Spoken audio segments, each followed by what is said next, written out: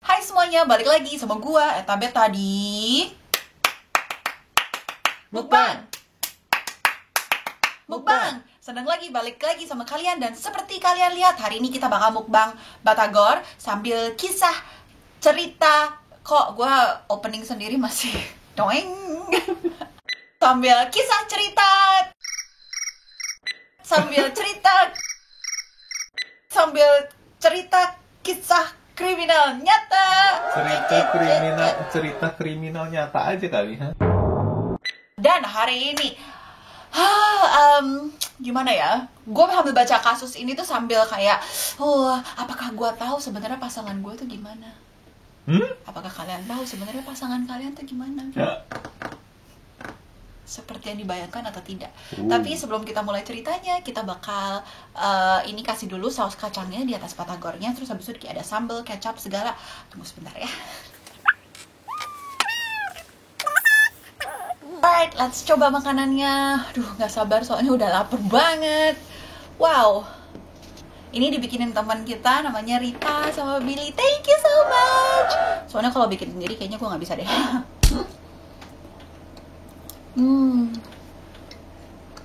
Wow, ini tahunya cocok ya. Sisa saus kacangnya di sini. Wah.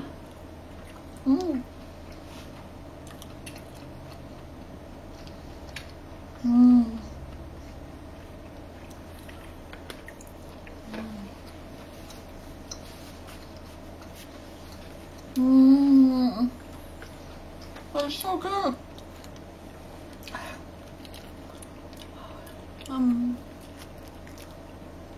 Tanggornya.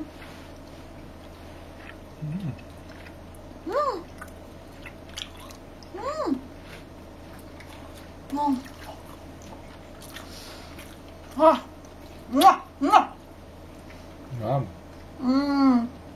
Udah lama banget nggak makan batagor nih, kayaknya enak banget.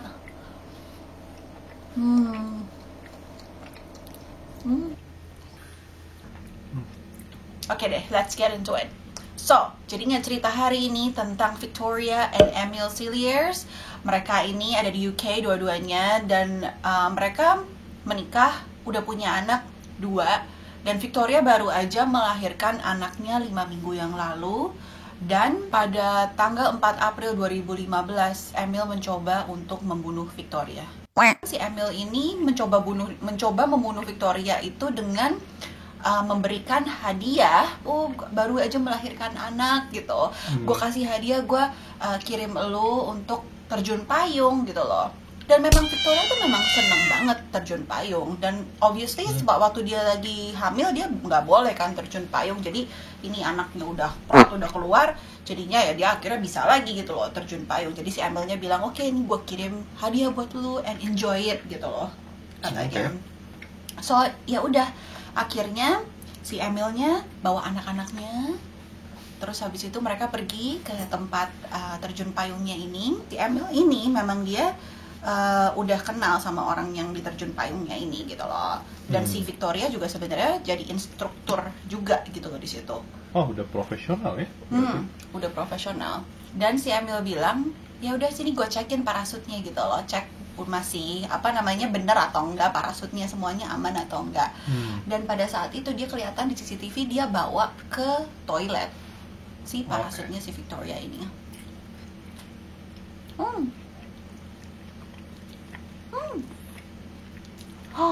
Terus hari itu kebetulan cuacanya lagi jelek, jadinya si Victoria nggak jadi terjun payung pada hari itu. Dan akhirnya si Emil bilang, oh ya udah, ini kan parasutnya daripada ditinggal di luar, gue masukin aja ke kayak tempat storage gitu, memang punya Victoria gitu loh. Ditaruhin di situ untuk keesokan harinya. Jadinya keesokan harinya Victoria disuruh pakai parasut yang sama lagi. Nah, keesokan harinya, dan untungnya juga cuaca masih jelek memang. Gara-gara cuaca masih jelek, si orang yang nyetir pesawatnya, pilotnya, dia bilang, oh ya udah kita coba kita terbang, tapi kita terbangnya yang nggak usah terlalu tinggi gitu loh. Maksudnya yang medium aja, soalnya cuacanya jelek banget. Tapi ya setidaknya kalian masih bisa loncat gitu loh hari ini. Jadi yang loncat hari itu tuh bukan Victoria doang, ada 11 orang yang lainnya gitu loh. Terus habis itu satu demi satu akhirnya mereka loncat kan, satu demi satu loncat, dan Victoria adalah orang terakhir yang loncat dari pesawat. Waktu dia loncat, dia coba keluarin parasutnya, tiba-tiba loh kok parasutnya nggak keluar. Terus habis itu biasanya parasutnya itu tuh ada kayak cadangan lagi gitu loh, satu lagi, oh iya masih ada cadangan satu lagi, jadi sampai dia dibuka lagi. Terus habis itu loh kok nggak kebuka juga gitu loh. Dan akhirnya dia jatuh bes ke tanah. Oke. Tapi memang ya, aduh ini kayaknya Victoria nih kayak ada malaikat pelindungnya atau gimana, gue juga nggak jelas. Dia pas lagi berjatuhnya itu ke tanah yang baru aja dicangkul gitu loh. Oke. Jadi tanahnya kayak digemburin gitu, jadi agak-agak lebih lembut daripada tanah yang biasa yang bener-bener padet gitu loh. Iya. Jadi dia selamat. Walaupun dia kecelakaan, maksudnya sampai ada kayak tulang rusuknya patah lah, terus habis itu kayak paru-parunya sampai collapse lah. Miraculously dia selamat. Orang-orang yang datang aja, paramedik yang datang itu udah bawa tas buat jenazah. Karena mereka pikir udah nggak mungkin gitu loh, ini orangnya hidup. Oke. Dan tapi ternyata setelah dilihat, gila nih orangnya masih hidup. Wow. Dibawa ke rumah sakit dan akhirnya dia bisa selamat gitu. Oke. Waktu si polisi semua pada lihat gitu, mereka semua udah pada bilang oh ya ini mah kecelakaan gitu, nggak sengaja gara-gara parasutnya nggak kebuka bla bla bla. Jadi nggak ada tuh yang menyelidiki. Iya. Tapi yang punya tempat terjun payung ini, dia kayak ya gue harus lihat, soalnya kayaknya kok ada yang aneh gitu loh dengan parasutnya, karena dia yang pertama kali datang juga untuk melihat si badannya Victoria ini. Oke. Sama dia parasutnya dibawa, terus habis itu sama dia dicek. Terus yang dia lihat adalah parasutnya yang beneran, yang gedenya itu tuh kayak keikat gitu loh, dan nggak ada reason why kenapa ini bisa keikat kayak gitu. Dan dia lihat lagi parasutnya yang kecil, parasut yang ekstra ini cadangan, mestinya ada kayak slingsnya gitu on the side. Nanti gue masukin aja gambarnya di sini. Dan slingsnya ini tuh copot, hilang, nggak tahu kemana. Dia mencoba mengeliminasi gitu, kenapa ini bisa terjadi gitu loh. Soalnya mestinya tuh ada di situ, walaupun kalau misalnya copot pun mestinya masih nempel gitu loh di situ. Tapi ini bener-bener hilang, nggak ada. Dan karena dia memang punya tempat terjun payung, jadi dia selalu kan ngecekin kan untuk keamanannya gimana. Terus dia cek history-nya siapa yang udah pernah ngecekin si parasutnya si Victoria ini. Dan dari sebelum-sebelumnya tuh udah dicek 16 kali oleh 10 orang yang berbeda, dan semuanya fine, semuanya nggak apa-apa. Itu slingsnya tuh masih ada di situ gitu loh. Kenapa pas hari itu tiba-tiba kok hilang? Iya. Tiba-tiba hilang. Makanya habis itu dia kontak polisi. Kalau dia nggak kontak polisi, ini tuh nggak bakalan diinvestigasi sama si polisi, karena semuanya pada bilang oh iya ini mah gara-gara kecelakaan doang. Oke. Jadi setelah si polisi dapat laporan, mereka jadi minta pendapat ke kayak badan parasut gitu untuk ngecekin lagi. Dan mereka setelah mereka ngecek, mereka bilang iya bener, memang nggak ada apapun yang bisa meng-explain kenapa ini tuh bisa hilang gitu loh. Si barangnya ini hilang tuh kenapa, nggak jelas. Nah akhirnya si polisi bilang dong ke si Victoria gitu, hey kita nih mau lihat kayaknya ini ada yang mencoba untuk ngebunuh elo. Dan pada saat ini yang kita lihat itu adalah suami elo gitu.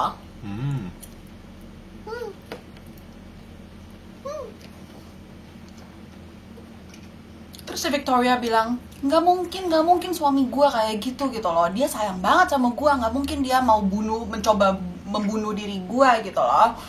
Terus habis itu ya udah akhirnya si polisi nggak terlalu nge-push, soalnya si Victoria juga muntah. Soalnya si Victoria juga lagi kecelakaan, maksudnya lagi sakit banget gitu kan gara-gara si jatuhnya itu. Terus habis itu si polisi tiba-tiba dapat telepon dari temannya Victoria. Terus temannya Victoria bilang, kalian tahu nggak sebenarnya nih hubungan antara si Victoria dan si Emil ini tuh nggak sebagus apa yang orang-orang lihat gitu loh. Dia sering banget denger cerita bahwa si Emil tuh sebenarnya abuse Victoria gitu loh. Abuse-nya tuh bukan yang bisa kelihatan di muka, selalu di bagian yang nggak kelihatan. Jadi orang-orang pada nggak tahu. Physically abuse. Tapi katanya dia adalah jenis cowok yang dia abuse si cewek ini. Keesokan harinya dia pasti bakalan ngomong sorry dan bakalan bikin si cewek ini merasa seperti dia tuh kayak princess gitu loh. Bener-bener kayaknya, oh how lucky gue dapet cowok seperti ini. Jadi mungkin dia cuman hilaf satu kali itu, terus habis itu ya udah gue bakal maafin dia. Dan akhirnya terjadi terusan hal yang sama, naik turun gitu. Setelah si polisi melihat lagi, benar-benar ngelihat si Emil, ternyata dia juga nyeleweng sama cewek lain. Bukan hanya satu cewek yang mereka tahu, yang benar-benar relationship, benar-benar pacar, ada 2. Jadi selewengannya dia yang pertama itu namanya Stephanie. Dia ketemu di Tinder. Terus habis itu walaupun mereka baru kenal kayak 6 bulan gitu, mereka melihat bahwa ada SMS-nya antara si Emil dan si Stephanie ini udah sekitar 3.000 lebih SMS. Dan si polisi bener-bener ngecekin semua satu-satu. 3.000. Salah satu message yang si Emil kirim adalah, gue mau ceraiin istri gue udah gak tahan hidup sama dia. Gue bakal melakukan apapun supaya gue bisa hidup dengan lo, Stephanie, my true love. Gitu. Terus habis itu dia bahkan bilang, ini anaknya yang lagi di perutnya si Victoria ini bukan anak gue udah DNA test dan katanya itu bukan anak gue. Dan itu bohong, itu beneran anaknya dia gitu loh. Dan satu lagi yang very interesting, yang kenapa si detektif pada ngelihat dia adalah, dia bilang di SMS-nya ini bahwa mulai bulan April gua bakalan bebas, gua bakalan bisa melakukan hal spontan berdua dengan lu bla bla bla. Padahal polisinya nanya, kenapa bulan April? Apakah dia sudah merencanakan pembunuhan ini dari dulu-dulu gitu loh? Dari even pas lagi masih hamil si Victorianya. Ternyata dia juga masih nyeleweng sama ex istrinya. Jadi dulunya ya, sebelum dia married sama Victoria, dia juga udah married sama cewek namanya Carly. Nah terus habis itu ternyata dia bilang sama Carly, oh ya gue juga mau ngecerain istri gue. Jadi dia kayak hidup double life gitu. Kadang-kadang tidur di rumahnya Carly, terus habis itu menjelek-jelekan Victoria, bla bla bla. Tapi juga kadang-kadang balik ke Victoria. Jadi pokoknya dia bilang, oh gila, sex drive dia tuh gede banget gitu loh. Jadi dia perlu cewek-cewek banyak, menurut dia. Dan selain selewengan 2 itu, dia juga kayak member di website namanya Fab Swinger, sama ada adult apa gitu, gue lupa namanya apa exactly. Tapi basically itu untuk mencari hubungan intim yang kasual gitu loh. Jadi kalau misalnya ya si detektif pada lihat nih handphonenya si Emil, mereka bisa lihat, oke, misalnya jam 1 dia bilang ke Victoria, ya gue jemput anak-anak dari sekolah atau gimana gitu. Terus habis itu jam 1.02 tiba-tiba dia lagi lihat ke website yang buat swinging ini, terus untuk cari, oh ya partner gue siapa ya yang casual hubungan intim ini siapa. Terus langsung habis itu setelah itu sambil nunggu Victorianya bales SMS-nya dia sambil SMS si cewek-cewek yang lain ini. Jadi benar-benar, wah, dia benar-benar selalu get out dan mencoba mencari cewek-cewek lah pokoknya. Always. Sambil kelihatannya, padahal dia kelihatannya normal banget. Padahal tapi ternyata kayak gitu. Can I check your phone? Dan setelah si detektif pada lihat lagi, ternyata si Emil ini tuh punya utang. Punya banyak utang ke temen-temennya, ada kayak ke tempat pinjam uang memang. Dan bahkan dia sampai nyuri duit dari rekening istrinya, 6.000 pound. Terus habis itu dia bilang, oh iya ini gara-gara hacker gitu loh, ini hilang. Tapi setelah si detektifnya lihat, setelah diincar si IP address-nya tuh dari mana, itu IP address-nya dari rumahnya dia sendiri dong. Dan jadinya dia yang ngambil dari rekening istrinya. Ya udah, akhirnya polisi datang dong ke si Victoria ini. Victoria posisinya udah di rumah, dia udah kayak terlentang pakai body brace gitu, soalnya kan patah kan, jadi dia nggak boleh bergerak, bersama 2 anak di bawah umur 5 tahun di rumah. 3 yang lagi aktif-aktifnya lagi tuh, gila, 3 tahun sama 5 bulan terlentang kayak gitu. Dan dibilangin sama si polisi, kita bakalan nangkep suami lu, dan akhirnya suami lu malam ini nggak bakalan pulang ke rumah. Kebayang gak sih, maksudnya dia di otaknya tuh lagi gimana, lagi nggak bisa ngapa-ngapain, ada 2 anak kecil, suami gue nggak boleh pulang ke rumah, kenapa gitu. Terus habis itu si polisinya semuanya pada jelasin, oke, inilah bukti-bukti yang kita udah kumpulin, dia nyeleweng A B C D E, terus ini ada utang segala bla bla bla bla bla. Terus dia bener-bener kaget dong, hah gila, dia nyeleweng sama 2 cewek yang lain termasuk ex istrinya gitu loh. Dia bener-bener kaget banget kan. Terus habis itu akhirnya dia bilang, oh ya, ada sesuatu yang gue harus bilang ke kalian. Jadi 6 hari sebelum kejadian dimana dia jatuh parasut itu, dia lagi di rumah sendirian, udah mau tidur. Terus habis itu suaminya bilang, gue bakal tidur di kantor, soalnya besok pagi kalau nggak gue bakal berangkatnya pagi banget gitu loh, daripada gue nyetir pagi-pagi, gue nginep di kantor aja. Oke. Jadinya dia di rumah tidur bersama anaknya itu 2. Terus habis itu nggak sengaja dia kecium kayak bau gas gitu loh. Kok ada bau gas? Aneh banget. Terus habis itu dia mencoba cari ke tempat pipa gasnya ini. Dia lihat, terus habis itu kok kendor, dan di situ kayak ada darah gitu loh sedikit. Kayak ada orang nggak sengaja gitu, ada darah lah gitu pokoknya. Iya. Ya tapi akhirnya dia kencengin, dia nggak terlalu mikirin gitu loh. Akhirnya si polisi mencoba untuk ngetes si darahnya itu, dan ternyata itu darahnya si Emil. Jadi untuk percobaan membunuh istrinya itu udah 2 kali dia. Pertama cobain pakai gas itu, dan dia nggak peduli kalau anak-anaknya ada di rumah, dan anak-anaknya bakal mati juga gara-gara gas itu gitu. Gila juga ya. Dan si terjun payung itu, dan kalau kalian tadi denger ya cerita gue pertama kali, dia tuh bawa anak-anaknya untuk nonton maminya terjun payung. Iya ya. Wah, aduh, padahal dia udah tahu pasti bakalan jatuh. It's horrible. Akhirnya dia dituntut, dan akhirnya dia masuk penjara seumur hidup. Tapi ada 18 tahun dia bisa minta parole setelah 18 tahun. Dan yang lebih anehnya lagi ya, si Victoria ini tuh setelah semua bukti-buktinya itu, setelah dinyatakan bahwa si Emil ini bersalah, dia masih bilang bahwa gue sebenarnya masih nggak percaya kalau dia nih mencoba membunuh gue gitu loh. Gue kayak merasa gue harus bilang bahwa iya, gue percaya bahwa dia mencoba membunuh gue gara-gara teman-teman gue, orang tua gue, semuanya pada bilang bahwa iya, dia ini pembunuhnya. Ada helikopter di atas, coba kalau kalian dengar suaranya. Cuma dia kayak di brainwash gitu, dia bilang, oh ya, apa nggak ada yang tahu Emil selain gue gitu loh, gue tahu dia. Jadi dia masih kayak cinta gitu sama si Emilnya. I don't understand, mungkin yang namanya cinta buta kayak gitu kali ya.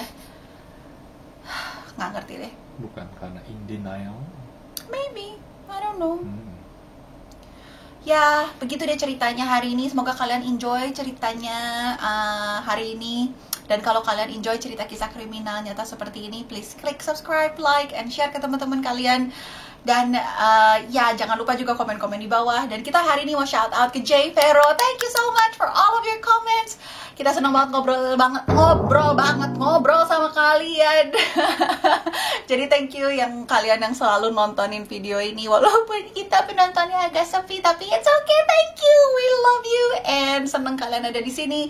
Jadi sampai jumpa lagi di video selanjutnya. Oke, bye bye. Cek HP suami. Apaan nih? Hah, lu punya Tinder?